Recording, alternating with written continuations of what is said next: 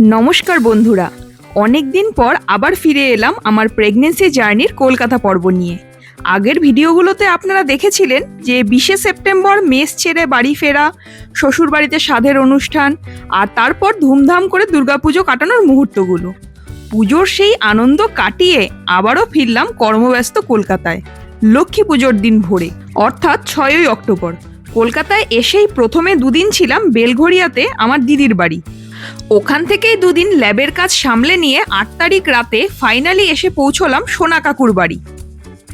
আগামী 1 মাস এটাই হতে চলেছে আমাদের আস্তানা।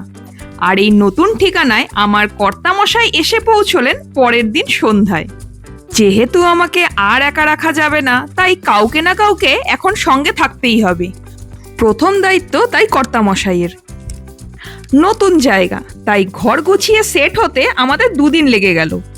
সোনা কাকু খুব হেল্পফুল। খাট, ফ্যান থেকে সিলিন্ডার সব কিছুর ব্যবস্থা উনি করে দিয়েছিলেন। আর বাকি টুকিটাকি যা দরকার ছিল, সলিউশন তো আছেই, ব্লিঙ্কিট কিংবা সামনের মুদিখানার দোকান। আরে দাঁড়াও, সবাইকে যে সোনা কাকুর কথা বলছো, সবাইকে আর সোনা কাকুকে চেনে? আমি সবার সাথে সোনা কাকুর পরিচয় করিয়ে দিই। আসলে আমাদের ছোট থেকে কলকাতায় আসা, থাকা, খাওয়া, ঘোরা সমস্ত কিছুর যিনি মুশকিল আসান, তিনি হলেন আমাদের প্রিয় সোনা কাকু, ওরফে সুভাষচন্দ্র পাল। কাকুর কথা বললে আর কাকিমার কথা বলবে না? সোনা কাকিমা হলো একদম মাই ডিয়ার পার্সন, যার সঙ্গে প্রাণ খুলে গল্প করা যায়। একদম ঠিক বলেছ। একদিন যা গল্প করেছিলাম কাকিমার সঙ্গে, ভাবনার বাইরে।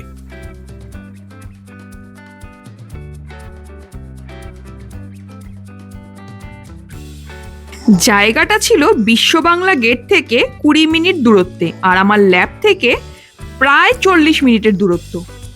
সকালে আমি সাধারণত ওলা বা উবের বুক করেই ল্যাবে যেতাম, আর ফেরার সময় উবের শাটেলে ফেরা। এটাই ছিল মোটামুটি আমার ডেইলি রুটিন।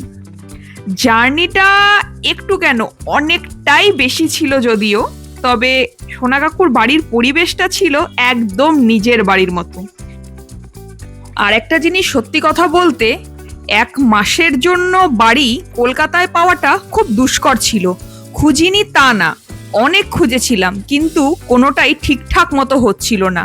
তো তাই শেষ অবধি সোনা কাকু যখন অভয় দিল, আর দুবার ভাবতে হয়নি, একদম লুফে নিয়েছিলাম অফারটা।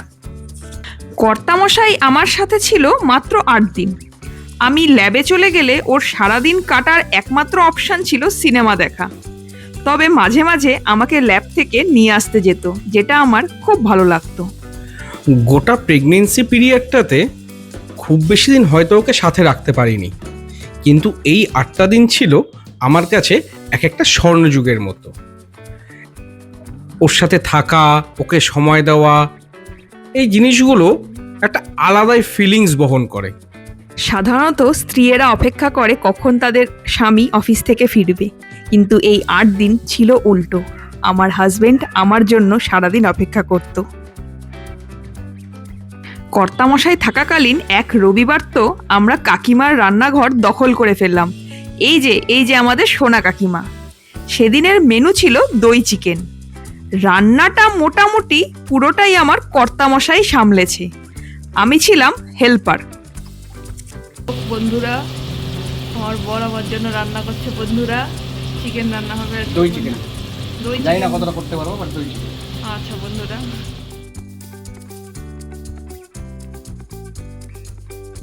চিকেনটা জাস্ট ফাটাফাটি হয়েছিল, আর সাথে আমি বানিয়েছিলাম রায়তা।